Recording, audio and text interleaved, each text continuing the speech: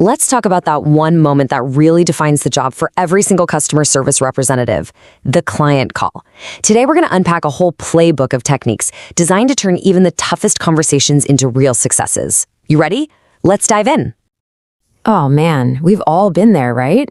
You jump on a call, you've got the best intentions, and then somewhere along the line, it just gets tense or confusing or it just goes nowhere. It's so frustrating. But what if you had a toolkit that let you confidently steer those conversations right back on track? Well, that's exactly what we're going to explore today. Okay, so before we even get into the specific tactics, we have to talk about the foundation. Every single good client conversation is built on two really simple core principles. If you can master these, I promise, everything else gets a whole lot easier. And the first principle is empathy. Now look, I know this can sound like just another corporate buzzword, but it's the absolute bedrock of great communication. It really just means putting yourself in the client's shoes and trying to understand where they're coming from before you even think about jumping to a solution. So what does that actually look like on a real call? Well, it's not just waiting for your turn to talk. It's active listening. It's acknowledging their frustration with something simple, like, wow, I can totally see why that would be a concern. And it's letting them know, hey, I'm here to help you. This one simple thing can set a positive tone for the entire rest of the call. So if empathy is half the battle, the other half, our second pillar, is your language. You know, the specific words you choose have this incredible power. Using positive can-do language is kind of contagious, and it can completely shift the energy of a tough conversation. Just think about the power of a simple rephrase. Saying, I'm not sure, well, that just shuts things down. But let me find that out for you. Boom, you're on their team. That's not possible is a brick wall, but here's what we can do opens up a new path. It's a small change, but it sends a huge message. You're a problem solver, not a gatekeeper. All right, so we've got our foundation set with empathy and positive language. Now we're ready to build on it. It's time to start adding some really powerful tools to your communication toolkit. And our first tool is the open-ended question. Seriously, these are your secret weapon for getting to the real heart of an issue. So instead of asking, is the device not working, which just gets you a yes or no, you'd ask something like, can you just walk me through what happens when you try to use it? And why do these work so well? Because they get the client to share the details, the stuff you might never think to ask about. This gives you the crucial info you need to solve things faster.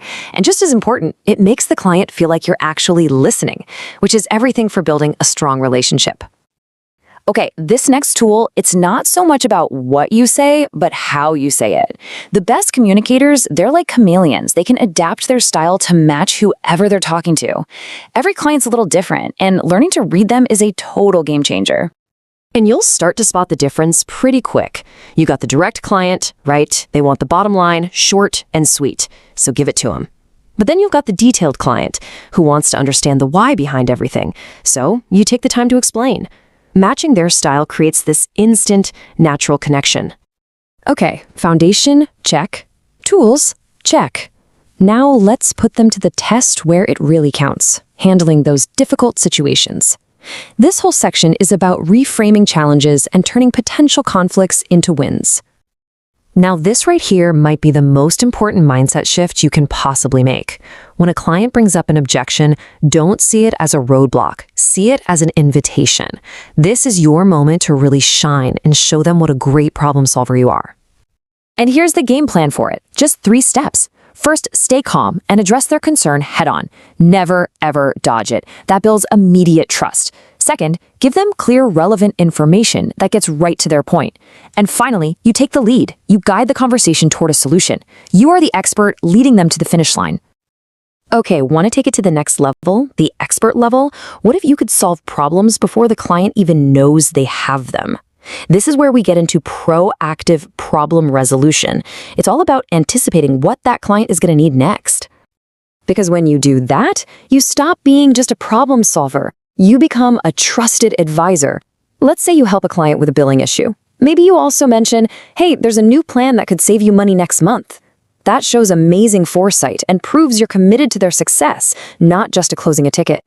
Wow, okay, we've covered a ton of ground. But you know, learning these skills is one thing. Making them second nature is a whole other ballgame. So in our final section, let's talk about how to make these techniques a permanent part of your professional DNA. And here's the real takeaway for anyone who's serious about their career. The world of customer service is always moving. Products change, expectations change, there's always a new challenge. True mastery isn't some finish line you cross. It's a commitment to always getting better. So, what does that actually look like? Well, it means staying on top of your industry. It means knowing your product inside and out, becoming a real expert. And it means constantly working on your communication skills. Hey, kind of like we're doing right now. Investing in yourself is always the best investment you can make. You know, when it all comes down to it, this is what it's all about. When you combine that empathy, the positive language, and this whole strategic toolkit, you're doing so much more than just answering calls. You're building relationships, you're solving complex problems, and you are making a genuine positive impact on someone's day. So, I'll leave you with a little challenge. Think about everything we just talked about. What is the one technique you're going to commit to using on your very next call? Because that one small step, that's exactly how the path to mastery begins.